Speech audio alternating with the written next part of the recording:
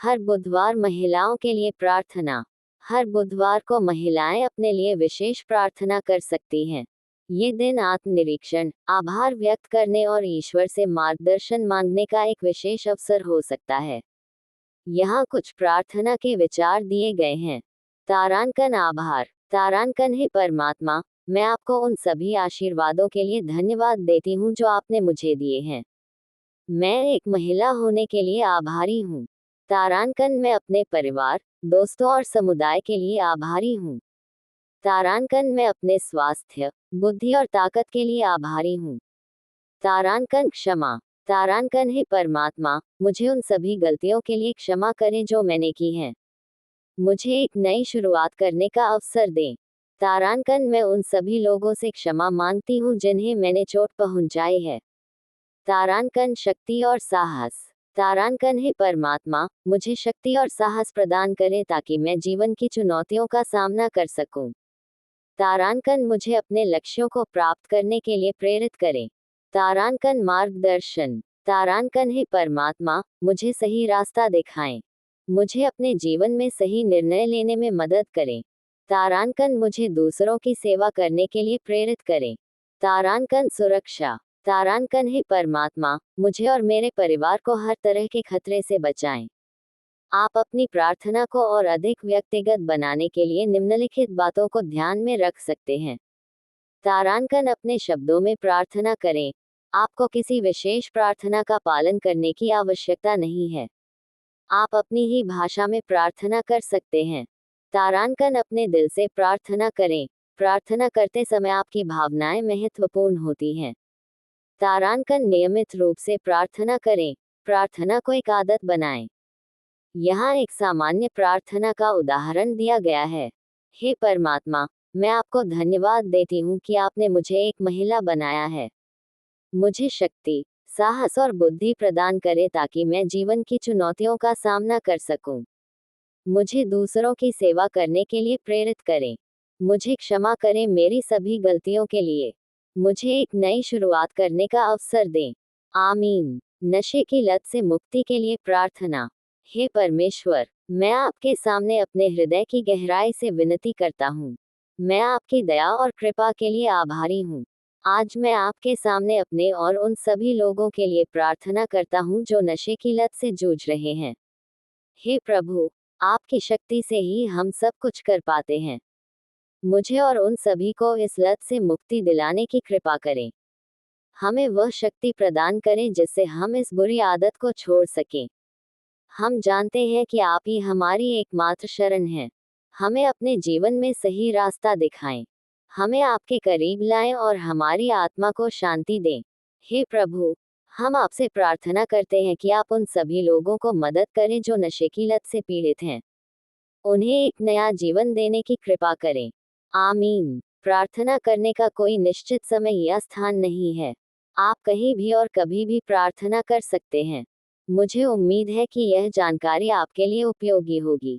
क्या आप कुछ और जानना चाहते हैं? तारांकन विशिष्ट धर्म की प्रार्थना। तारांकन किसी विशेष स्थिति के लिए प्रार्थना। तारांकन प्रार्थना करने के तरीके। आप अपनी पसंद का कोई भी प्रश्न पूछ सकते हैं। प्यारी सी गंध है तेरे आंचल में, तुझसे ही रोशनी मेरे हर पल में।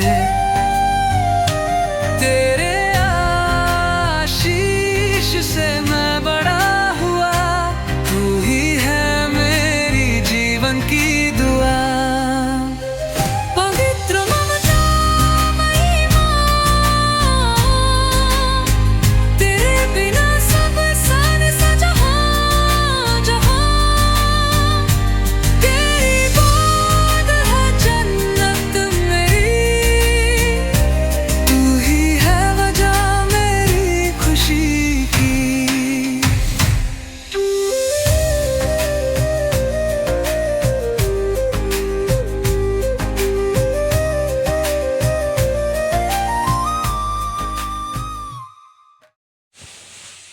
प्रिय प्यारे परिवार, प्रिय प्यारे भाइयों बहनों, बच्चों व युवाओं, मैं बहन प्रसिन्नता टोपनो हूँ।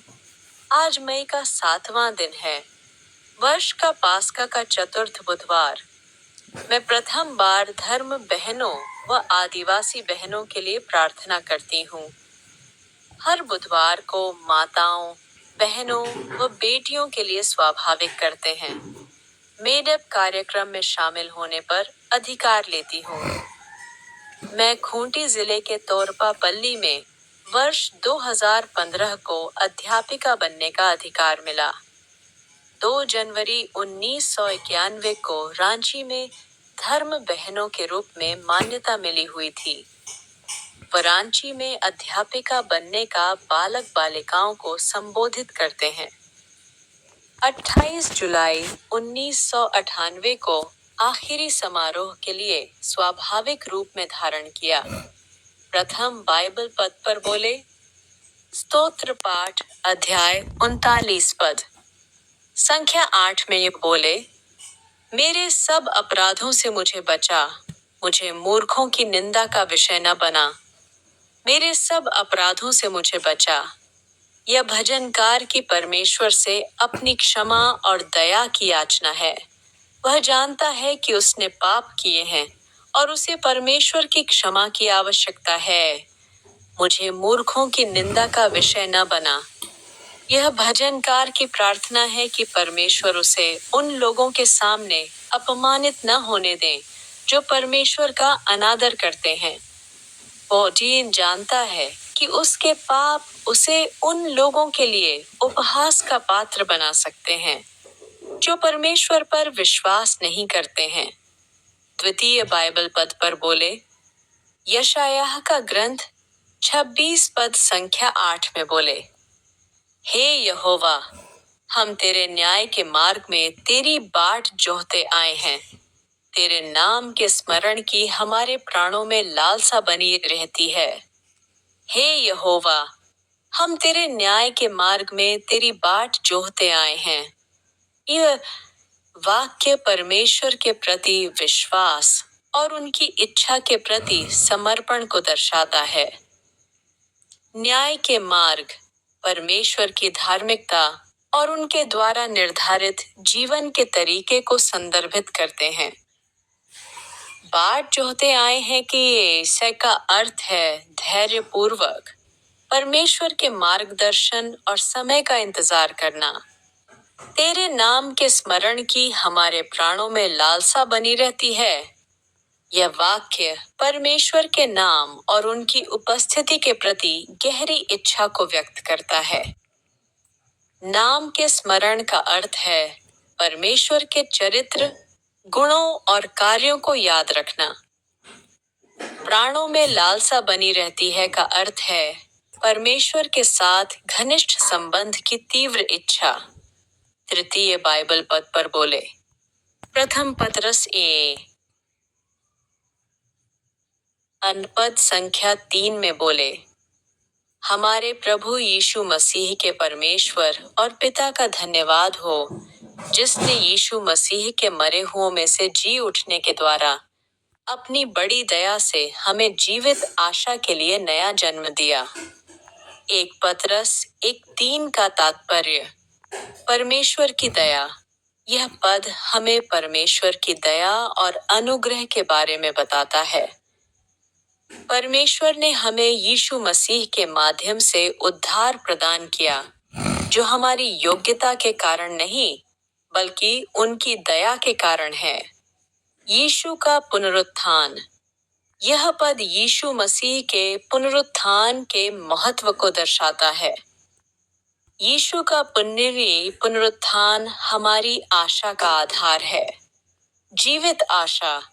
यह पद हमें भविष्य के लिए जीवित आशा प्रदान करता है। हम जानते हैं कि मृत्यु अंतिम नहीं है, बल्कि एक नई शुरुआत है। चतुर्थ बाइबल पद बोले।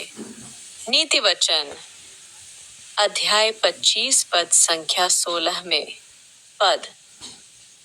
क्या तूने मधु पाया है तो अपनी आवश्यकता भर ही खा, कहीं ऐसा न हो कि अधिक खाकर उसे उगल दे।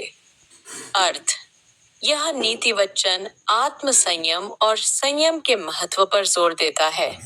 यह हमें सिखाता है कि हमें अच्छी चीजों का भी केवल उतना ही आनंद लेना चाहिए जितना हमारे लिए उचित और लाभकारी हो। अत्यधिकता अंततः अरुचि और अस्वीकृति का कारण बन सकती है।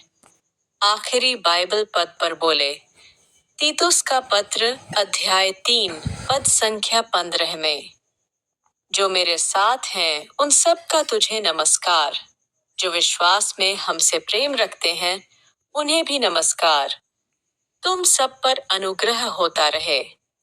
आज के संदर्भ में तीतुस 3:15 आज भी हमारे लिए प्रासंगिक है। यह हमें मसीही समुदाय में प्रेम और एकता के महत्व को याद दिलाता है। यही न्याय हमें दूसरों को अभिवादन और आशीर्वाद देने के लिए प्रोत्साहित करता है। यही ये हमें यह भी याद दिलाता है कि हमें परमेश्वर के अनुग्रह पर निर्भर रहना चाहिए। आइए प्रार्थना करें। हे मेरे पिताजी, हे माता मरियम, हे जी उठने वाले यीशु, हे रात को 3 बार इनकार वाले पेतरुस, हे संत योहन, आज मई है। यह वर्ष 2025 का पंचम महीना है। यह विश्व का सबसे गुप्त चुनाव होगा। बुधवार को जब 133 कैथोलिक कार्डिनल पोप फ्रांसिस के उत्तराधिकारी का चयन करने के लिए सिस्टिन चैपल में बंद होंगे, तो उनमें से प्रत्येक ने जीवन भर विवरण गुप्त रखने की शपथ ली होगी। यही बात वेटिकन के अंदर मौजूद हर व्यक्ति पर लागू होती है। किसी भी आपात स्थिति के लिए मौजूद 2 डॉक्टरों से लेकर कार्डिनल्स को खाना खिलाने वाले डाइनिंग रूम के कर्मचारियों तक, सभी पूर्ण और सतत गोपनीयता का पालन करने की शपथ लेते हैं। उन्होंने अपने अनुयायियों से उनकी याद में समारोह को दोहराने का आह्वान किया। आमीन। मेरे YouTube चैनल को न भूलें